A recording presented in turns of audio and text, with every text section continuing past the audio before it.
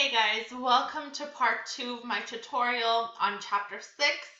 I now want to go over Jib Fowles' 15 appeals, but before I do that, I do want to clarify something.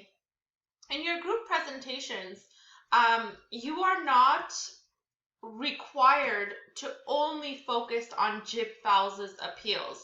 What I mean is, Jib Fowles identifies 15 of the most common appeals that advertisers use. But these are 15 different emotions, but there's more emotions out there that you might potentially want to write about. So I do want to clarify that if, let's say, you choose an advertisement that contains an emotion that you feel is not mentioned in the 15, you definitely can write about that as well. The 15 that Fowles is giving us are really the 15 that studies have shown are predominantly used in advertising. So let's go through them.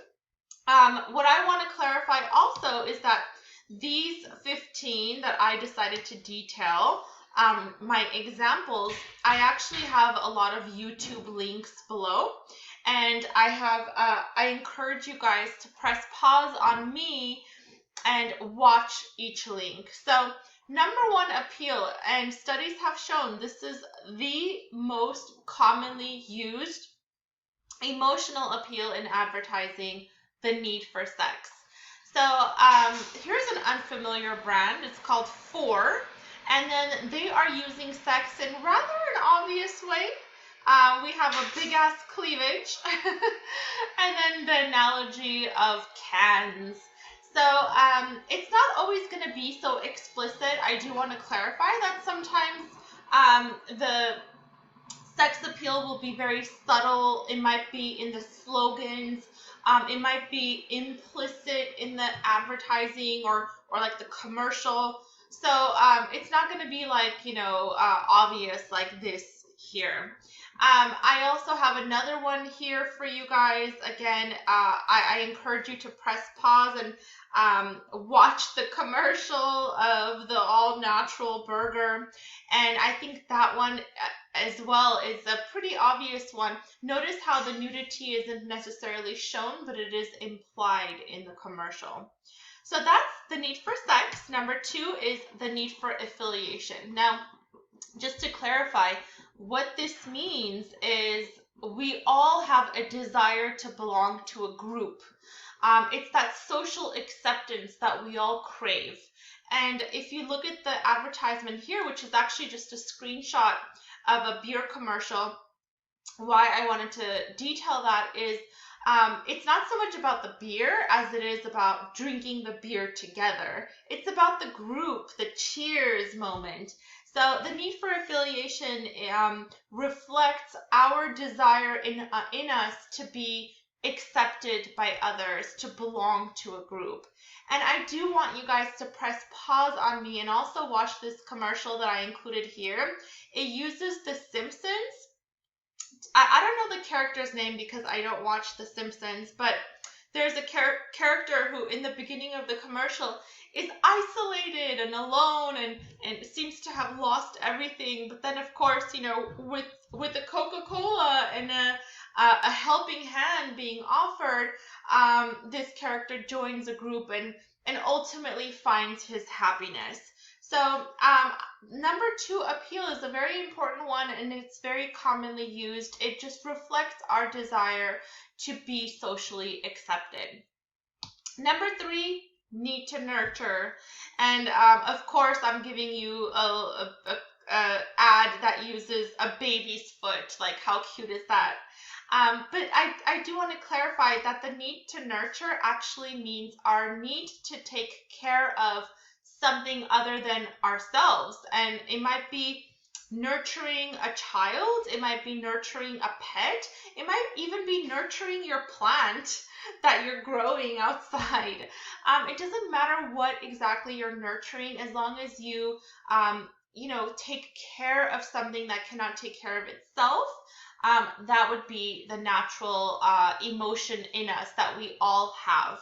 So I did want you guys to look at this ad and also, pay attention to the slogan. It does have the word nurture in it, but not all of it will have that slogan in it. The nurture appeal will be implicit in the ad.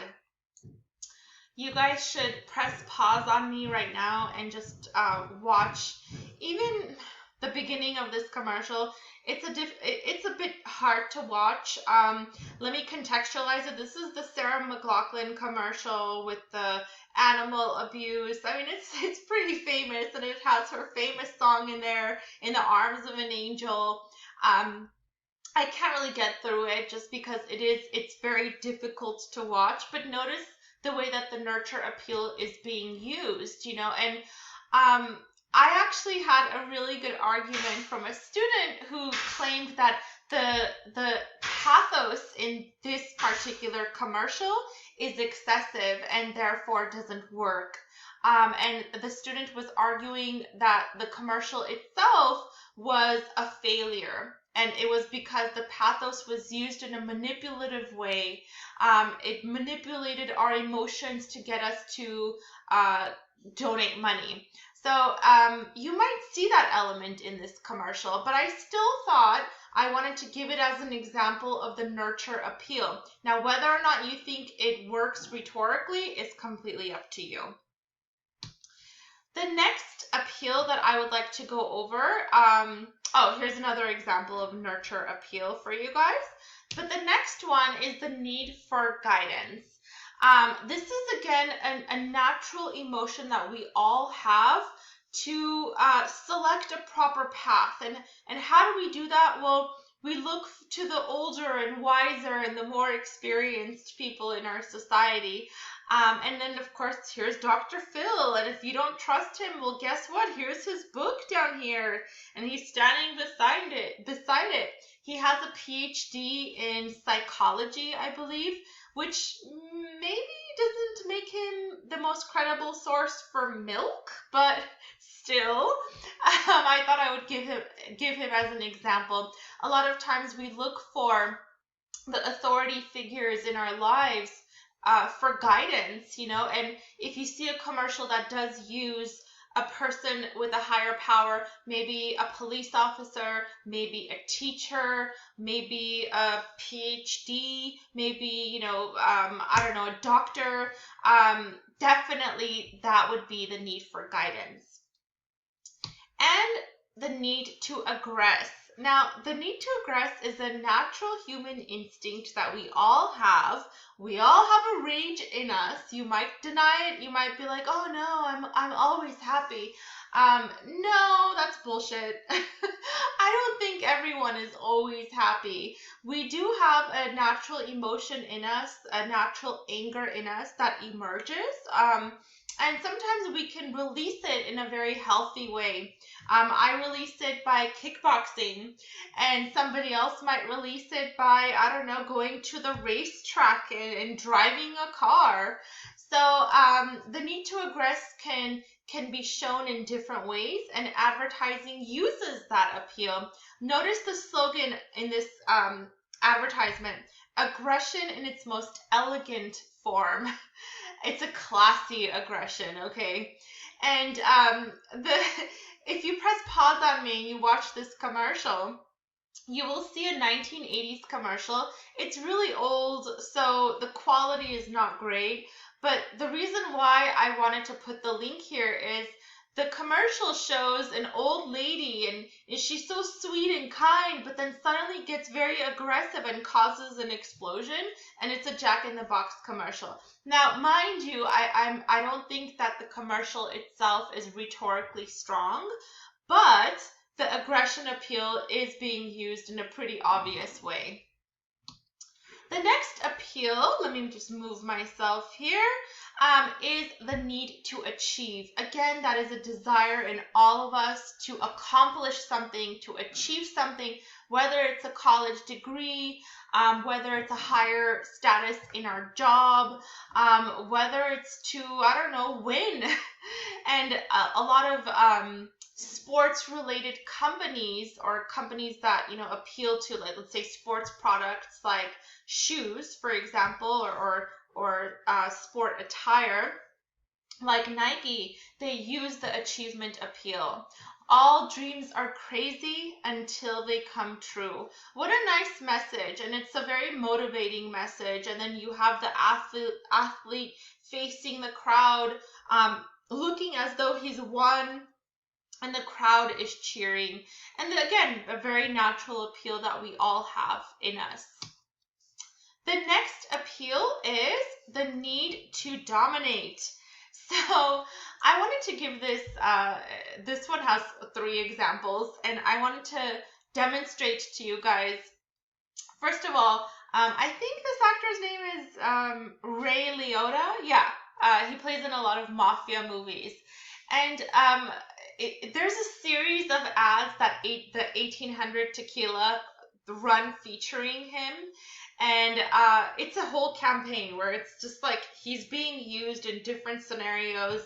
And in one commercial, he walks into a bar, and these guys are like, you know, drinking these fancy drinks, and he just kind of looks at them, and suddenly, you know, he's drinking the 1800 tequila, of course. And suddenly these guys, you know, they look at their fancy drinks, very fruity, and they ask for the tequila. Now notice that the need to dominate can be very subtle, or it could be very explicit. This one is just, you know, it has the whole mafia theme in the ad campaign, and I just love it. Even the print ad is funny. I mean, look at his eyes. It's kind of like, you know, like you're gonna drink this tequila or else. He's got that look. And then the slogan, enough said, at the bottom. Now I also put another link here that I would like you guys to watch.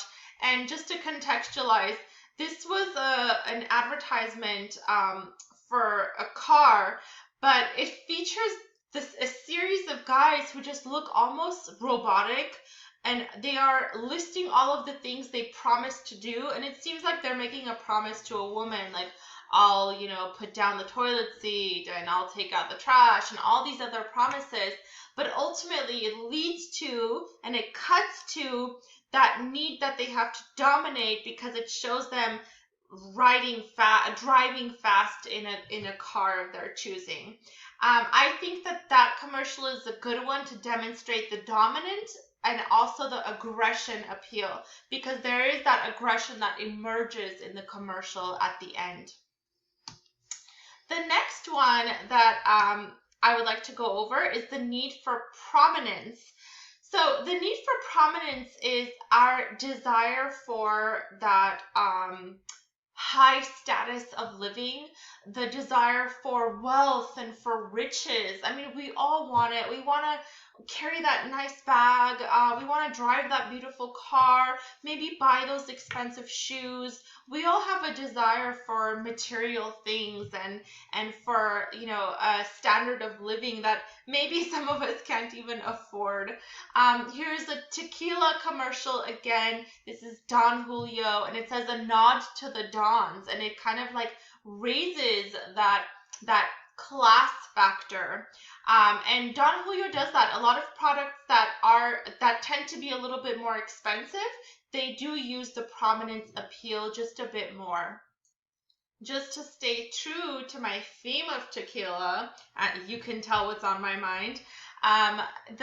The commercial link that I included is again another Ray Liotta commercial. It's from the same campaign, and this one features him basically going into a bar, and the bartender gives him like this generic tequila, and without even saying a word, he just kind of looks at him like, "Are you serious?"